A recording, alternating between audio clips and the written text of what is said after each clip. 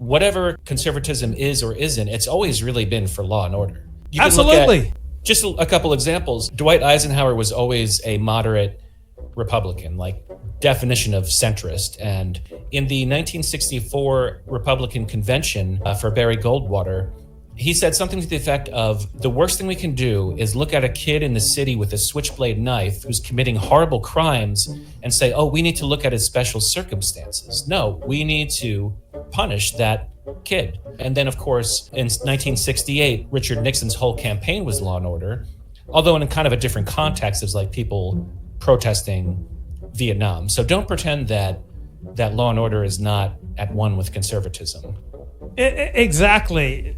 No matter how varied the right-wing camp, or in particular, let's just say Republican elected politicians, I am unaware of any prominent Democratic politician who's for the death penalty, while among Republican politicians, probably at least half, that consistently people on the right favor stronger punishment for violent criminals than people on the left. It is virtually a universal pattern in American politics and other politics that to be right-wing means that you favor stricter, firmer, harsher punishment against norm violators, in particular violent criminals.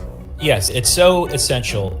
Well, it gets to your view of human nature, of course, but Trump didn't really follow his instincts in the first administration. He was apparently at the urging of Kushner. He was doing the First Step Act and all that. And now this is like the best Trump. Yes, best Trump ever. This is what I voted for. Well, okay, but one myth that we might dispel is that the idea that, well, as a conservative pundit, I feel like I'm supposed to say that you're supposed to say, and most of all, the people in Washington, D.C. and the inner city really want this. They're screaming out for this. I don't know if they are. Frankly, I don't know if they are, because evidently they vote for people that do the opposite. So